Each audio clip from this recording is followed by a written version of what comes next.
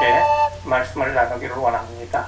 사랑의 하나님, 이 시간에 하나님 말씀 속에서 진리를 깨닫게 하여 주시고 하나님의 나라를 확인하는 귀한 시간 될 수 있도록 인도하여 주시옵소서. 예수님의 이름으로 기도드리옵나이다. 아멘. 오늘 성경 요약입니다. 12제자뿐 아니라 여러 여인도 예수님과 동행하며 사역을 돕습니다.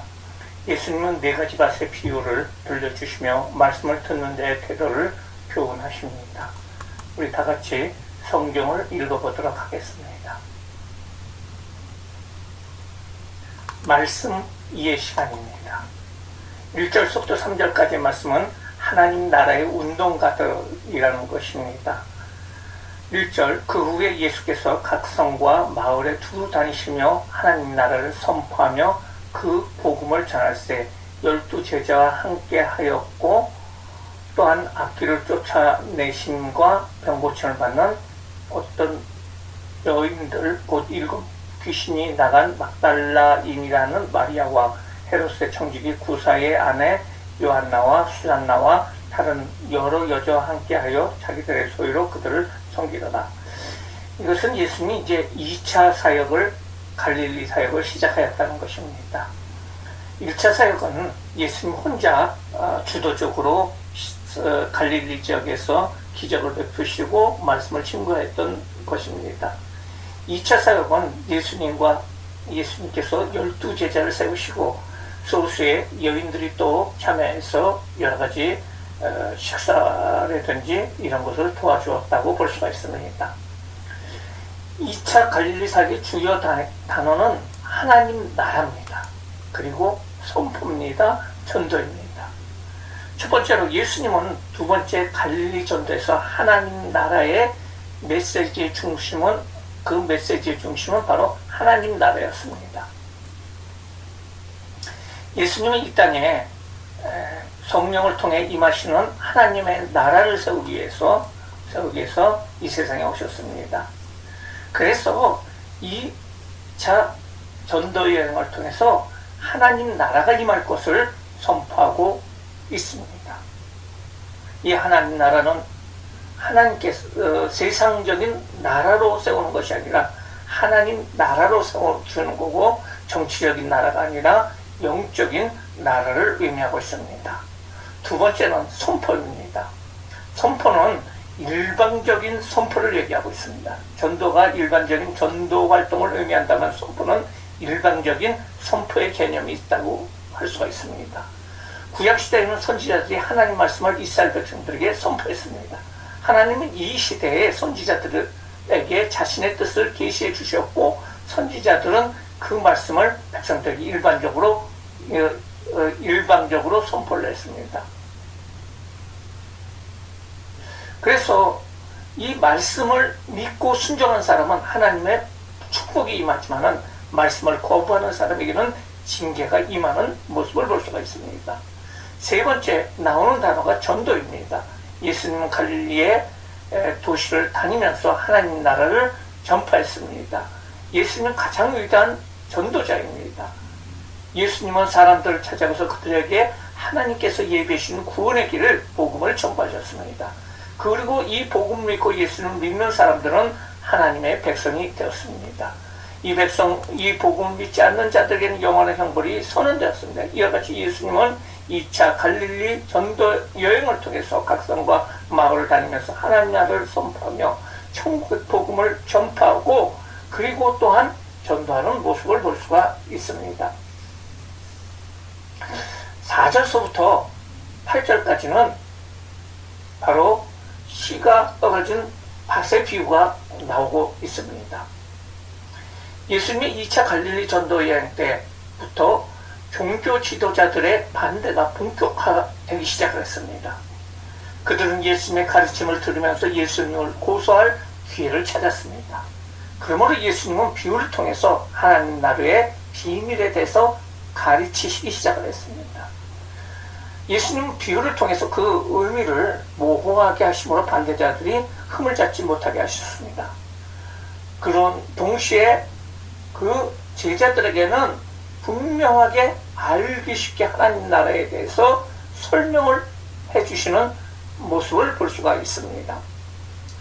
그래서 4절 말씀에 보면 각 동네 사람들이 예수께로 나와 큰 무리를 이루니 예수께서 비유로 말씀하시되, 비유로 말씀하십니다. 씨 뿌리는 자가 그 씨를 뿌리러 나가서 뿌릴새 더러는 길가에 떨어짐에 밟히고 공중의 새들이 먹어버리고 더러는 바위 위에 떨어짐에 싹이 났다가 습기가 없어짐으로 말랐고. 이 말씀에 보면은 좀 우리가 이해가 안 되는 그런 부분들이 있어요. 씨를 뿌렸는데 우리가 흔히 생각하면은 밭에 뿌리지 않습니까? 밭을 갈아가지고 씨를 뿌리면은 당연히 그 밭에 들어가야 되는데 어떻게 해서 그것이 길가에 갈 수가 있느냐? 또 어떻게 해서 가시밭에 갈 수가 있느냐? 어떻게 해서 또 바위에 떨어질 수가 있느냐? 맹인이 아니면은 웬만한 사람이면은 씨를 밭에다 뿌리지 다른 곳에서 뿌릴 수 있느냐라고 생각을 할 수가 있습니다. 근데 우리가 이스라엘의 그 농경 문화에 대해서 우리가 이해를 하면 좋을 것 같습니다. 그 당시만 하더라도 지금부터 2000년 전이죠. 농경 문화가 발달이 되지 않았어요. 그래서 농사 짓는 방법이 몇 가지 방법이 있었는데 그 중에 하나가 평소에는 씨를 뿌리지 않습니다. 가지고 있다가 바람이 많이 부는 날, 초겨울이죠. 초겨울에 이제 그 이스라엘은 이제 우기가 겨울서부터 시작이 됩니다. 그리고 농사가 겨울에 이루어집니다. 그래서 밀과 보리를 가지고 산 꼭대기에 올라가 가지고 이 겨울에 바람이 많이 불 때 이 씨를 던집니다. 그러면은 이 씨가 그 언덕 위에서 바람을 타고 온 지역으로 퍼지게 돼요. 퍼지게 되면은 그것이 어떤 곳에는 길가밭에서 길가에도 떨어지기도 하고 또 바위에도 떨어지기도 하고 또 가시 덤불 위에서 떨어지기도 하고 옥토밭에서 떨어지기도 하고. 그래서 그렇게 뿌려가지고 그 중에서 요즘에 얘기는 복골복이라고 얘기가 하잖아요.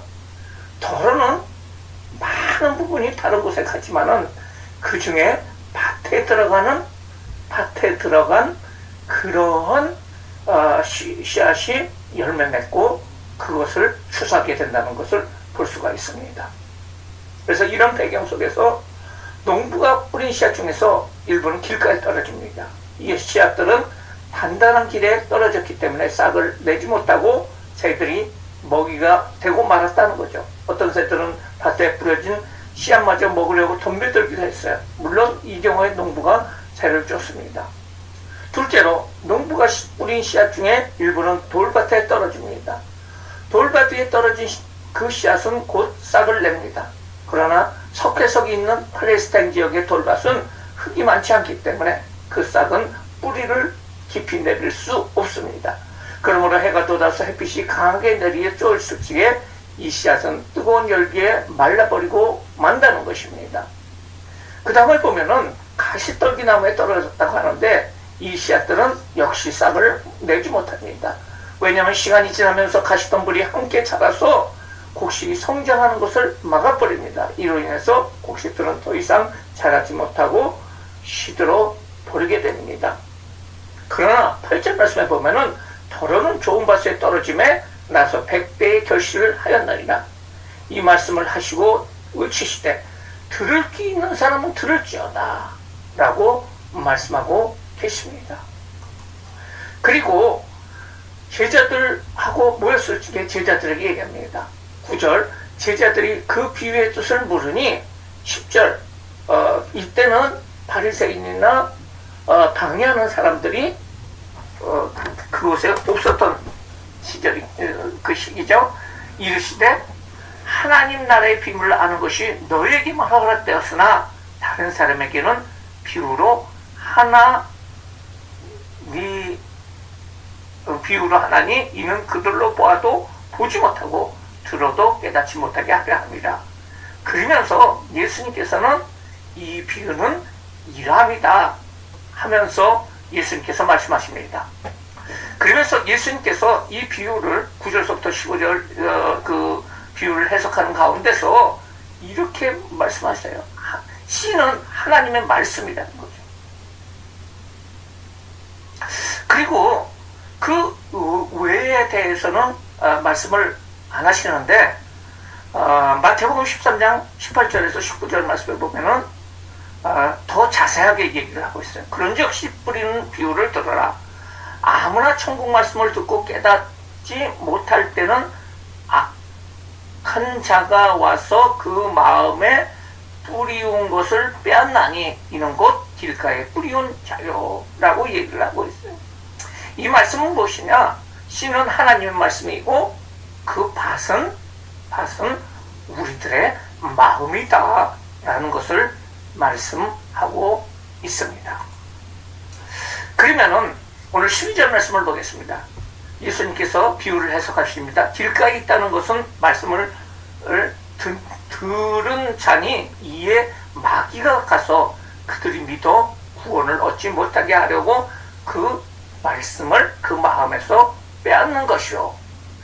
첫 번째로 흙이 단단한 길가는 예수님의 말씀을 들을 때 마음을 닫고 그 말씀을 거부하는 사람들의 완고한 마음을 의미하고 있습니다. 이런 사람들은 고의로 말씀을 거부하고 있기 때문에 사단이 와서 그 말씀을 뺏어버린다는 거예요. 그러므로 이런 사람들에게 천국 복음은 아무 유익이 되지 못한다는 거예요. 예수님 당시에 종교 지도자들이 바로 길가와 같은 마음을 가졌습니다. 그들은 시기와 전통으로 인해서 마음이 굳어져서 예수님의 말씀을 완강하게 거부했습니다. 그들의 마음은 단단한 길가처럼 단단해졌어요.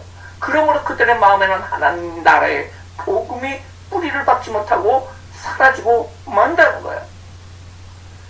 13절 말씀에 보면은요, 바위 위에 있다는 것은 말씀을 들을 때 기쁨으로 받으나 뿌리가 없어 잠깐 믿다가 시련을 당할 때에 배반하는 자요. 둘째로 흙이 얇은 돌밭은 처음에는 기쁘게 말씀을 듣지만은 말씀 때문에 박해나 혼란이 찾아오면은 복음을 떠나는 사람들의 마음을 의미합니다. 길가에 떨어진 씨앗은 처음에는 흙 속에 있는 습기를 흡수해서 싹을 냅니다. 그러나 돌밭은 흙이 얇기 때문에 해가 돋은 후에 해가 내리치게 되면은 싹이 태양의 뜨거운 열기를 견디지 못하고 말라버립니다. 그들은 처음에는 예수님의 말씀을 기쁨으로 받아들이지만 그 속에 믿음의 뿌리가 없습니다. 그러므로 그들은 말씀 때문에 핍박이나 환란이 찾아오면은 복음을 떠나게 됩니다. 그러므로 결국 복음의 열매를 맺지 못합니다. 예수님의 말씀을 들은 사람들 중에 이러한 사람들이 많이 있었어요. 그들은 예수님께서 전해주는 말씀을 듣고 또 예수님께서 행하시는 기적을 보고 또한 예수님을 선지자로 인정을 했어요. 그러나 그들은 예수님을 따를 때 필요한 대가를 지불하려고 하지 않았어요. 그러므로 그들은 말씀 때문에 밖에 환란이 찾아오게 되자 즉시 말씀대로 사는 일을 포기하는 모습을 볼 수가 있습니다. 14절 말씀에 보면은 가시떨기 떨어졌다는 것은 말씀을 들은 자이나 지내는 중 이생의 염려와 재물과 향락의 기운이 막혀 온전히 결실하지 못하는 자요. 가시밭은 처음에 기쁘게 말씀을 듣지만은 생활의 염려와 재리의 유혹으로 인해서 말씀을 내로 살지 못하는 사람, 그런 마음을 의미합니다. 가시밭에 떨어진 씨앗은 처음에는 흙의 수분을 흡수해서 싹을 냅니다. 그러나 싹이 자라면서 가시도 함께 자랍니다. 그리고 곡식보다 가시의 성장력이 더 왕성하기 때문에 곡식은 가시의 기운에 맡겨서 시들어버리고 말합니다. 어떤 사람은 처음에 하나님 나라의 복음을 기쁘게 듣습니다. 그러나 그들은 세상의 염려와 재물의 욕심 때문에 말씀대로 살아가지 못합니다. 그들은 하나님을 위해서 세상을 포기하지 않습니다. 그들은 예수님과 세상 사이에 양다리를 걸치고 있습니다. 그들은 두 주인을 섬기면서 성령과 육신 사이에 오락가락했습니다. 그들의 마음에는 말씀과 세상을 향한 탐욕이 함께 자라났습니다. 그리고 말씀을 따르려는 힘보다 세상을 따르려는 욕망이 더 강했습니다. 그러므로 그들은 결국 세상의 영광을 포기하지 못하고 말씀대로 사는 것을 포기하고 말았습니다. 15절 말씀을 보면 좋은 땅에 있다는 것은 착하고 좋은 마음으로 말씀을 듣고 지켜 인내로 결실하는 자니라. 마지막으로 좋은 땅은 착하고 좋은 마음으로 말씀을 듣고 어려움 속에서도 끝까지 인내함으로 많은 결실을 맺는 사람들의 마음을 의미합니다. 좋은 땅에 떨어진 씨앗은 흙의 수분을 흡수해서 싹을 냅니다. 그리고 그 싹은 흙에 깊이 뿌리 내리고 무럭무럭 자랍니다. 그리고 그 씨앗은 여러 가지 환경의 어려움을 극복하고 마침내 30배, 60배, 100배의 결실을 맺습니다. 예수님을 통해서 하나님 나라의 복음을 듣는 사람 중에는 착하고 좋은 마음으로 말씀을 듣고 그것을 실천하는 사람이 있습니다.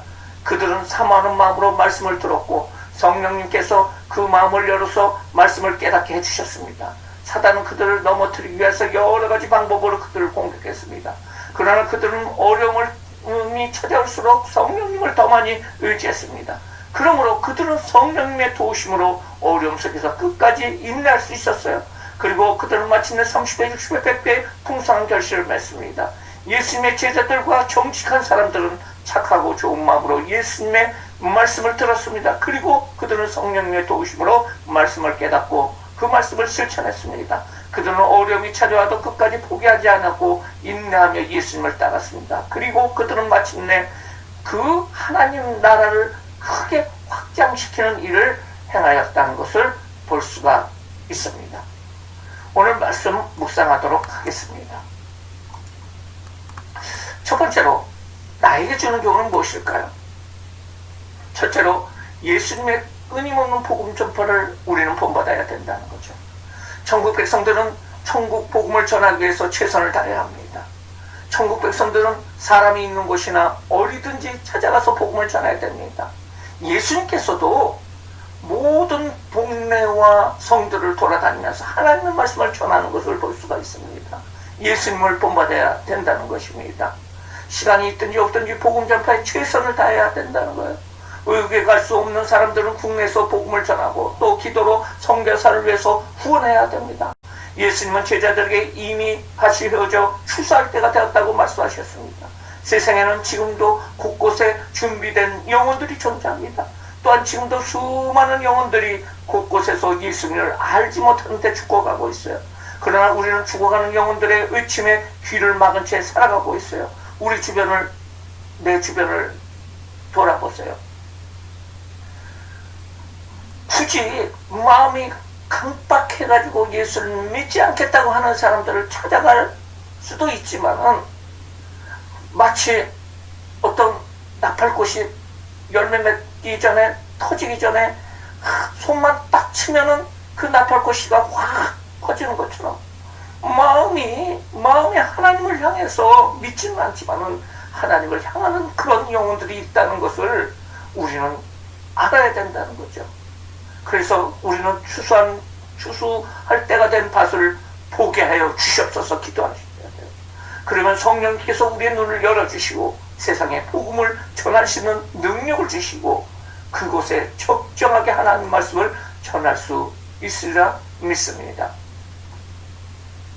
두 번째, 나에게 주는 교훈은 예수님을 섬긴 사람들의 모습이에요. 누가는 이 여인들이 예수님과 동행하면서 자기 소유로 예수님과 그 제자를 섬겼다고 표현하고 있어요.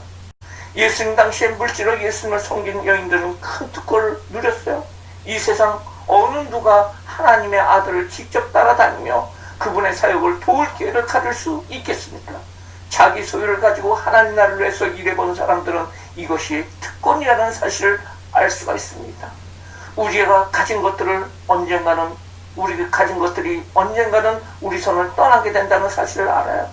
그러므로 우리는 재물이 우리 손에 있을 때 하나님 나라를 위해서 사용하는 것이 좋을 것 같습니다. 그러면 우리는 천국에서 그 모든 것을 다시 되돌려 받게 될 것입니다. 우리는 이 여인들처럼 예수님을 따라 다닐 수는 없어요. 그러나 우리는 성령님의 뜻을 따를 수는 있습니다.